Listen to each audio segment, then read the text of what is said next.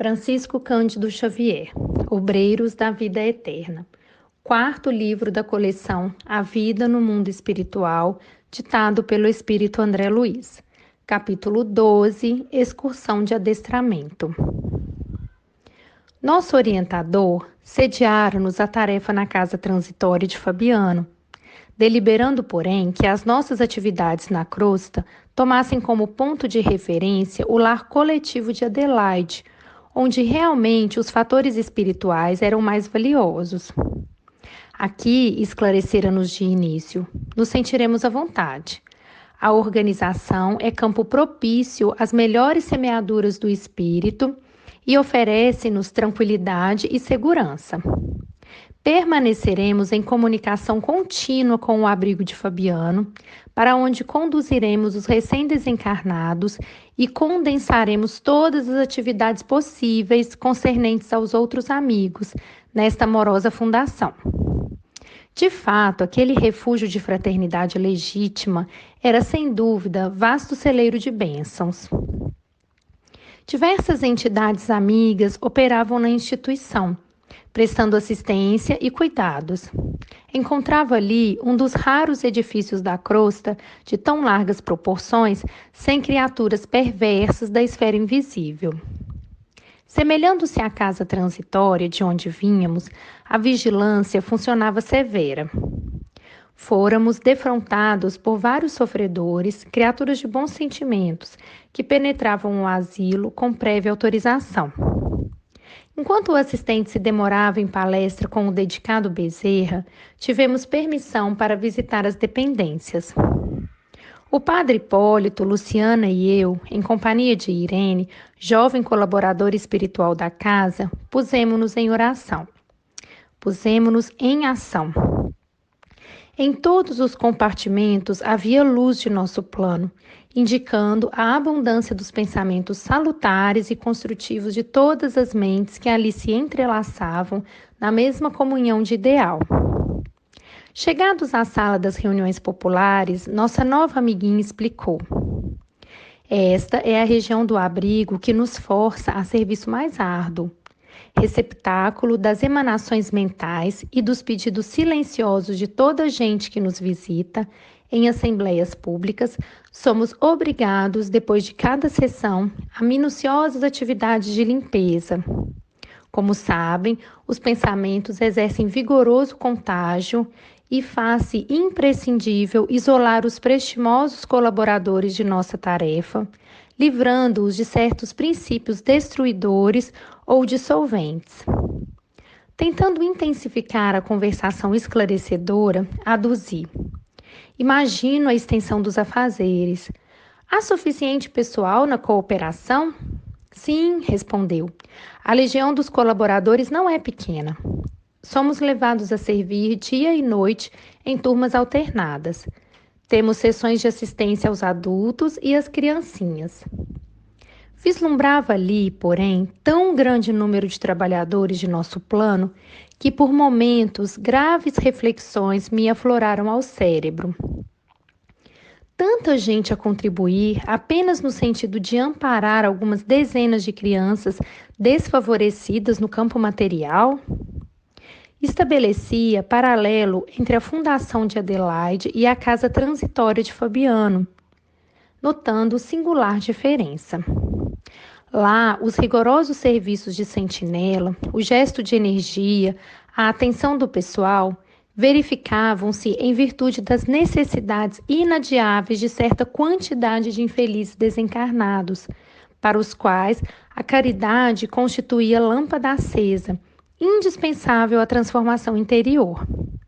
Aqui, porém, via somente criaturinhas tenras que reclamavam de imediato, acima de qualquer outra medida, leite e pão, primeiras letras e bons conselhos. Valeria, assim, o dispêndio de tanta energia de nossa esfera? Mesmo assim, a delicada colaboradora, apreendendo-me as indagações íntimas, ponderou. Cumpre-nos reconhecer, todavia, que esta obra não se dedica exclusivamente às necessidades do estômago e do intelecto da infância desamparada. Os imperativos da evangelização preponderam aqui sobre os demais. Para infundir espiritualidade superior à mente humana, urge aproveitar realizações como esta, já que é muito difícil obter espontâneo arejamento da esfera sentimental. Valemo-nos da casa, venerável em seus fundamentos de solidariedade cristã, como núcleo difusor de ideias salutares. A fundação é muito mais de almas que de corpos, muito mais de pensamentos eternos que de coisas transitórias. O diretor, o cooperador e o abrigado, recebendo as responsabilidades inerentes ao programa de Jesus, instintivamente se convertem nos instrumentos vivos da luz de mais alto. Satisfazendo necessidades corporais, solucionamos problemas espirituais. Entrelaçando deveres e dividindo-os com os nossos irmãos encarnados no setor de assistência, conseguimos criar bases mais sólidas à semeadura das verdades imorredoras. Realmente, as outras escolas religiosas não se esqueceram de materializar a bondade em obras de alvenaria. A Igreja Católica Romana dispõe de institutos avançados sob o ponto de vista material, abrigando a infância desfavorecida. Entretanto, aí as concepções espirituais não se desenvolvem, acanhadas que ficam nos moldes tirânicos dos dogmas obsoletos. O trabalho, pois, na maioria dos casos, circunscreve-se ao simples armazenamento de pão efêmero.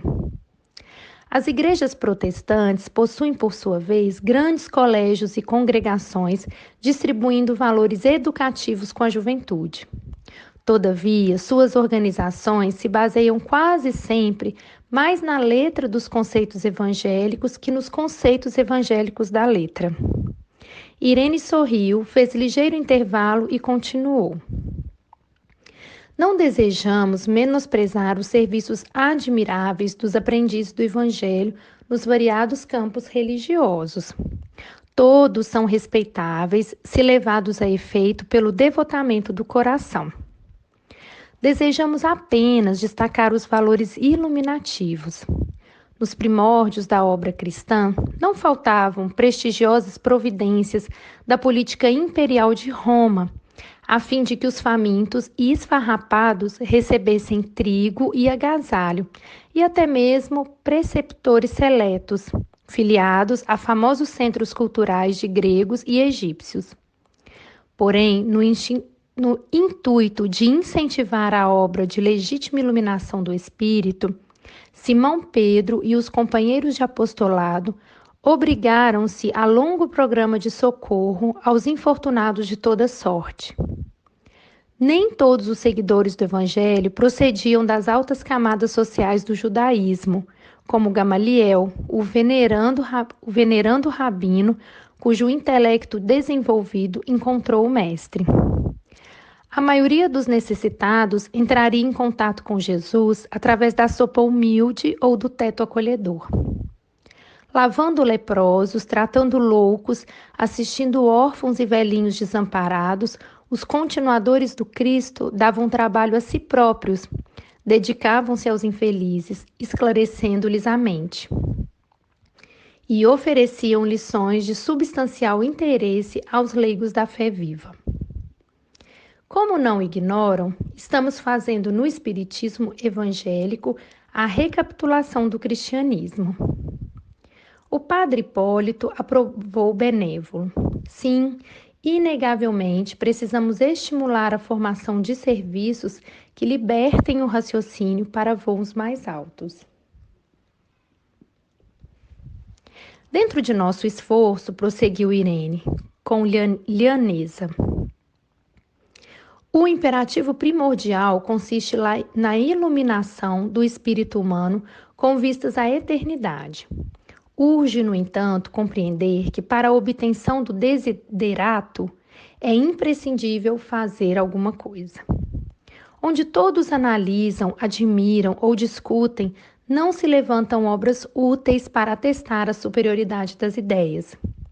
Por isso, nossos mentores da vida divina Apreciam o servo pela dedicação que manifeste à responsabilidade. O necessitado, o beneficiário, o crente e o investigador virão sempre aos nossos centros de organização da doutrina. E toda vez que exercitem o serviço cristão pela mediunidade ativa, pela assistência fraterna, pelos trabalhos de solidariedade comum, quaisquer que sejam, apresentam caracteres mais positivos de renovação, porque a responsabilidade na realização do bem, voluntariamente aceita, transforma-os em traços animados entre dois mundos, o que dá e o que recebe. Como vem, a luz divina prevalece sobre a benemerência humana, porque esta, sem aquela, pode muitas vezes degenerar em personalismo devastador, compreendendo-se, todavia, em qualquer tempo, que a fé sem obras é irmã das obras sem fé.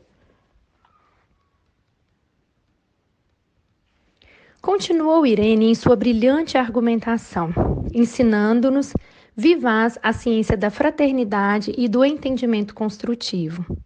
Ouvindo-a, percebi, acima de toda preocupação individualista, que a difusão da luz espiritual da crosta terrestre não é ação milagrosa, mas edificação paciente e progressiva. As casas de benemerência social, sobre as águas pesadas do pensamento humano, funcionam como grandes navios de abastecimento à coletividade faminta de luz e necessitada de princípios renovadores.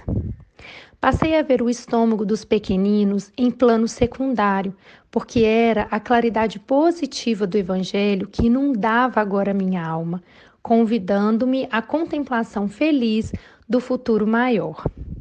Caíra a noite e continuávamos em companhia da estimada irmã que nos apresentava a instituição, comentando-lhe com oportunidade e sabedoria o salutar programa. Francisco Cândido Xavier.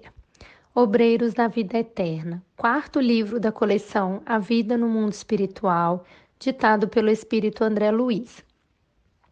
Capítulo 12, Excursão de Adestramento.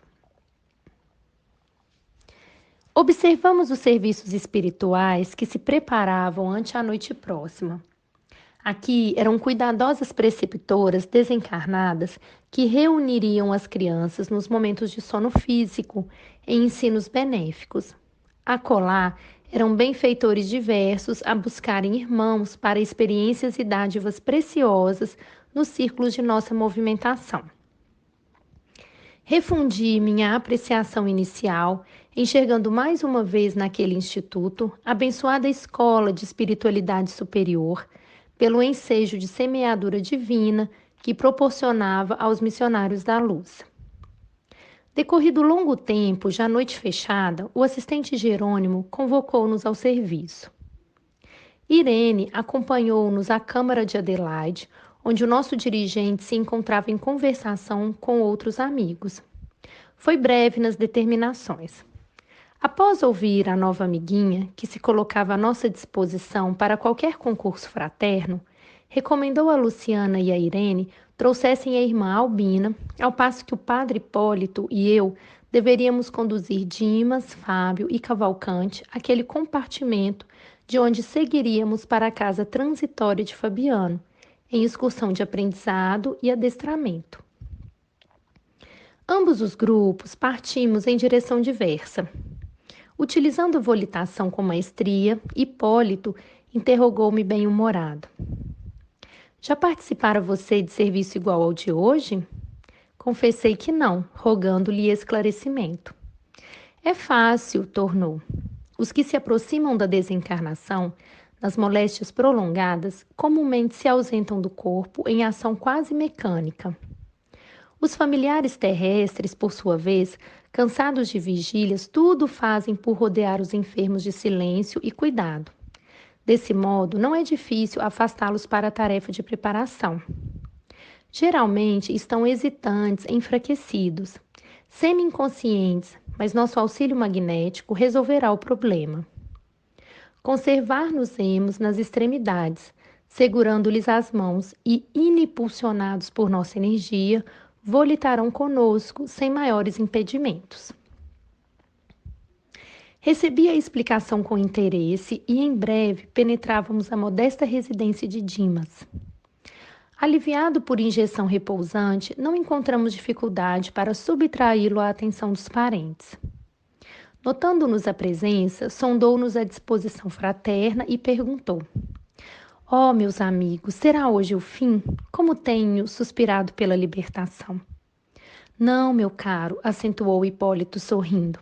"É preciso tolerar mais um pouco. O descanso, porém, não tardará muito. Venha conosco, não temos tempo a perder."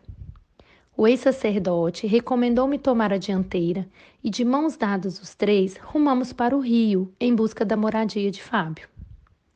Não se registraram obstáculos e, em reduzidos instantes, tomamo-lo à nossa conta.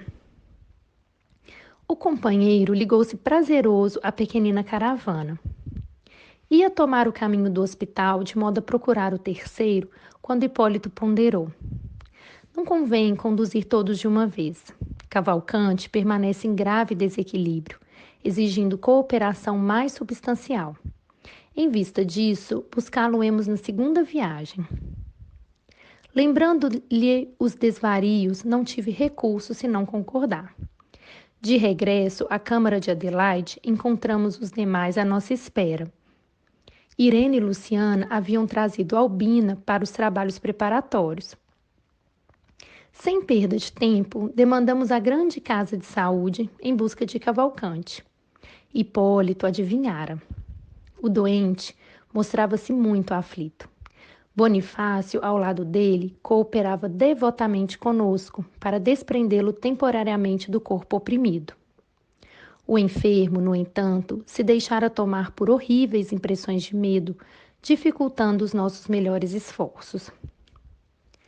Após trabalho ingente de magnetização do vago e, em seguida, a administração de certos agentes anestesiantes, destinados a propiciar-lhe brando sono, retiramo-lo do corpo, que permaneceu sob os cuidados de Bonifácio. Em minutos rápidos, punhamo-nos de regresso. Com a quiescência de Jerônimo, alguns amigos dos enfermos acompanhar-nos iam à casa transitória. Dos 5 doentes, Adelaide e Fábio eram os únicos que revelavam consciência mais nítida da situação. Os demais titubeavam enfraquecidos, baldos de noção clara do que ocorria. O assistente organizou a corrente magnética, tomando posição guiadora. Cada irmão encarnado localizava-se entre 2 de nós outros, almas libertas do plano físico, mais experimentadas no campo espiritual. De mãos entrelaçadas para permutar energias em assistência mútua, utilizamos intensivamente a volitação, ganhando alturas. Adelaide e Fábio, algo habituados ao desdobramento, assumiram discreta atitude de observação e silêncio. Os outros, porém, comentavam o acontecimento em altos brados. "Ó grande Deus!" exclamava Albina, rememorando passagens bíblicas. "Estaremos nós no glorioso carro de Elias?" "Dai-me forças, ó Pai de misericórdia!" expressava-se Cavalcante de alma opressa. "Falta-me a confissão geral. Ainda não recebi o viático. Ó, não me deixeis enfrentar os vossos juízos com a consciência mergulhada no mal." Suas rogativas sensibilizavam-nos os corações. Dimas, por sua vez, balbuciava exclamações ininteligíveis entre assombrado e inquieto. Atravessada a região estratosférica, a ionosfera surgia-nos à vista, apresentando enorme diferença por causa do afluxo intenso dos raios cósmicos em combinação com as emanações lunares. Espantado, Dimas perguntou em voz alta: "Que rio é esse?" "Ah, tenho medo, não posso atravessá-lo, não posso." O impulso magnético inicial fornecido por Jerônimo era, no entanto, excessivamente forte para sofrer solução de continuidade ante tão débil resistência. E o grupo avançou sem recuos, até que muito além alcançamos o asilo de Fabiano, onde a irmã Zenóbia nos acolheu de braços carinhosos. Congregávamos todos nós, os componentes da missão socorrista, os enfermos e mais 6 amigos desses últimos, detentores de elevados conhecimentos. Em pequena sala posta à nossa disposição, Gotuso, por gentileza, aplicou vigorosos recursos fluídicos em nossos tutelados, que os receberam como crianças incapacitadas de imediato julgamento, exceção de Adelaide e Fábio, que se mantinham cônscios do fenômeno.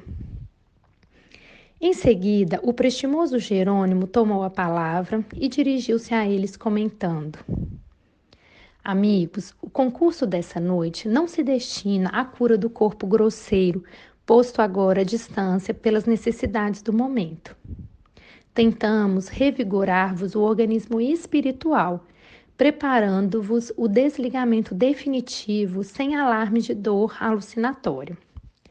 Devo confessar-vos que, retomando o vaso físico, experimentareis natural piora de vossas sensações, agravando-se-vos a tortura, porque os remédios para a alma, na presente situação, intensificam os males da carne. Certificai-vos, portanto, de que as providências desta hora constituem ajuda efetiva à libertação. De retorno ao antigo ninho doméstico, encerrada essa primeira excursão de adestramento, encontrareis mais tristeza no terreno da crosta, mais angústia nas células físicas, mais inquietude no coração, porque a vossa mente, no processo das recordações instintivas, terá fixado com maior ou menor intensidade o contentamento sublime desse instante. Preparai-vos, pois, para vir até nós.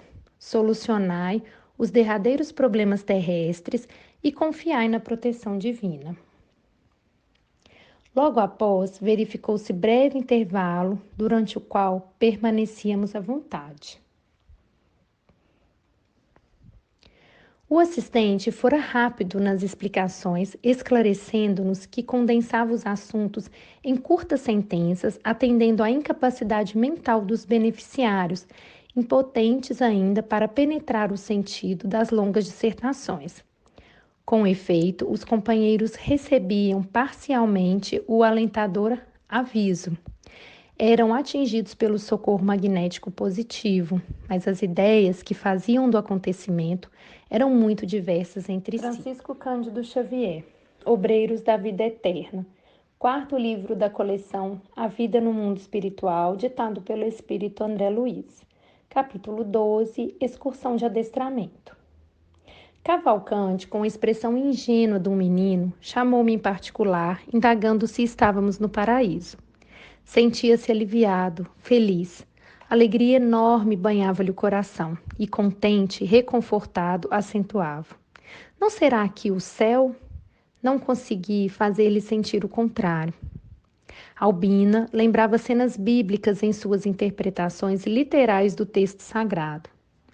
Depois de observar o nevoeiro exterior, circunspecta, perguntou a Luciana se aquela era a casa do Senhor, mencionada no capítulo 8º do 1º livro dos Reis, em vista da nuvem de matéria densa que cercava a paisagem. Dentre os espiritistas, Adelaide e Fábio entregavam-se à reserva feliz da oração, mas Dimas, embriagado de felicidade pelo provisório alívio, abeirou-se curioso do padre Hipólito e inquiriu se a zona representava alguma dependência venturosa de Marte. O ex-sacerdote esboçou largo sorriso e respondeu complacente: Não, meu amigo, isso aqui ainda é a Terra mesmo. Estamos muito longe dos outros planetas. Trocamos inteligente olhar que traduzia bom humor. Antes de nossas considerações, talvez desnecessárias, Jerônimo interveio acrescentando: O plano impressivo da mente grava as imagens dos preconceitos e dogmas religiosos com singular consistência. A transformação compulsória pelo decesso reintegrará a criatura no patrimônio de suas faculdades superiores. O trabalho, porém, não pode ser brusco, sob pena de ocasionar desastres emocionais de graves consequências. Urge considerar a necessidade da medida, isto é, da gradação. E, fitando-nos mais agudamente, prosseguiu. Há, contudo, observação valiosa a destacar. Como vemos, não é a rotulagem externa que socorre o crente nas supremas horas evolutivas. É justamente a sementeira do esforço próprio nos serviços da sabedoria e do amor, que frutifica no instante oportuno, através de providências intercessórias ou de compensações espontâneas da lei que manda entregar as respostas do céu a cada um por suas obras. Todo lugar do universo, portanto, pode ser convertido em santuário de luz eterna, desde que a execução dos divinos desígnios seja a alegria de nossa própria vontade. Fim da colheita de preciosos ensinamentos, começamos a regressar, terminando assim a nossa feliz excursão. Devolvendo os enfermos aos leitos de origem, verificamos as impressões diferentes de cada um. Fábio demonstrava infinito conforto no campo íntimo. Cavalcante acordou no organismo de carne, pensando em recorrer à Eucaristia pela manhã. E Dimas, ao despertar junto de nós, chamou a esposa e afirmou em voz fraca: Oh, como foi maravilhoso meu sonho de agora! Vi-me à beira de rio caudaloso e brilhante, que atravessei com o auxílio de benfeitores invisíveis, chegando em seguida à grande casa cheia de luz. Pousou a descarnada mão na testa úmida e exclamou: Oh, como desejaria lembrar-me de tudo! Tenho a impressão de que visitei o mundo feliz, recebendo ensinamentos de grande significação. Mas a cabeça falha. A companheira tranquilizou-o, exortando-o a dormir.